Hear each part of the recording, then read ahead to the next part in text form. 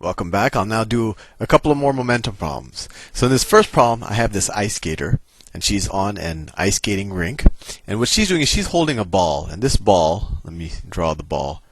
This is a 0.15 kilogram ball. It's a 0.15 kilogram ball, and she throws it. Let's just say she throws it directly straight forward in front of her. Although she's staring at us, she's actually forward for her body. So she throws it exactly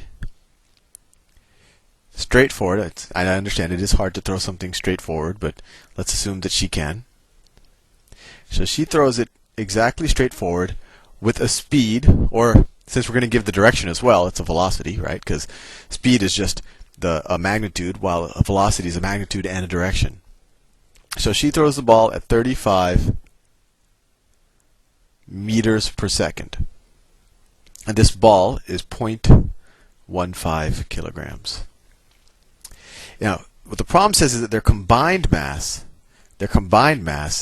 her plus the ball, is 50 kilograms. 50 kilograms.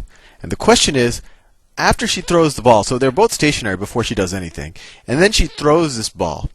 And the question is, after throwing this ball, what is her recoil velocity? Or essentially, how much, by throwing the ball, does she push herself backwards? So what is her velocity in the backward direction?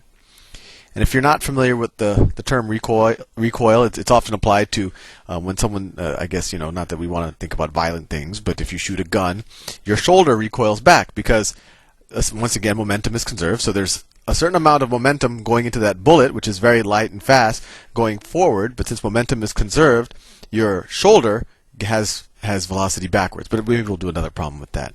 But let's get back to this problem. So like I just said, momentum is conserved. So what's the momentum at the start of the problem? So the initial momentum. Well, let me do different color. So this is the initial momentum. Initially, the mass is 50 kilograms, right? Because her and the ball combined are 50 kilograms, times the velocity. Well, the velocity is 0. So initially, there is 0 velocity in the system. 0 velocity.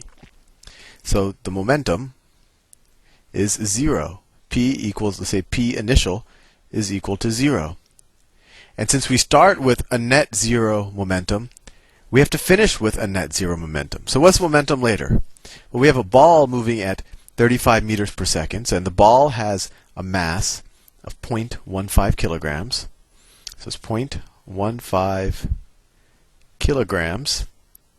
I'll ignore the units for now just to save space, times the velocity of the ball, times 35 meters per second. So this is the momentum of the ball, plus the new momentum of the figure skater. So what's her mass? Well, her mass is going to be 50 minus this. It actually won't matter a ton, but let's say it's 49 point, what is that? 0.85 kilograms, times her new velocity, times velocity, let's call that the velocity of the skater.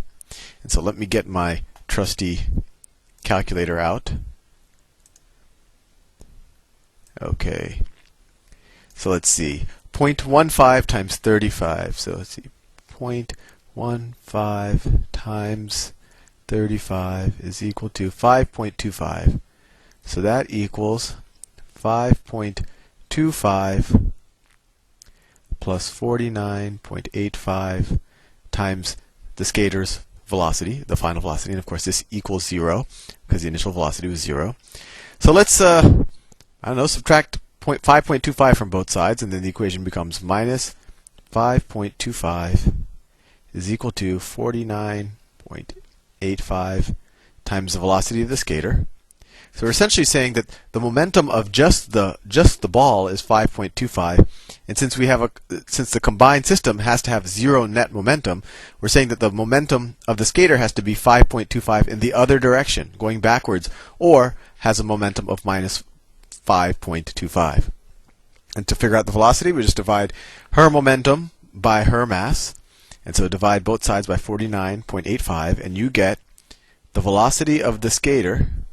So let's see, let's make this a negative number, divided by 49.85 equals minus 0.105. So minus is too low. Ignore it. Minus 0.105 meters per second. So that's interesting. When she throws this ball out at 35 meters per second, which is pretty fast, she will recoil back at about 10 centimeters, roughly 10 centimeters per second. So she will recoil a lot slower, although she will move back. And if you think about it, this is a form of propulsion. This is how rockets work. They eject something that maybe has less mass but super fast, and that, since we have a conservation of momentum, it makes the rocket move in the other direction. Well, anyway, let's see if we could fit another problem in this. Actually, it's probably better to leave this problem done, and then I'll have more time for the next problem, which will be slightly more difficult. See you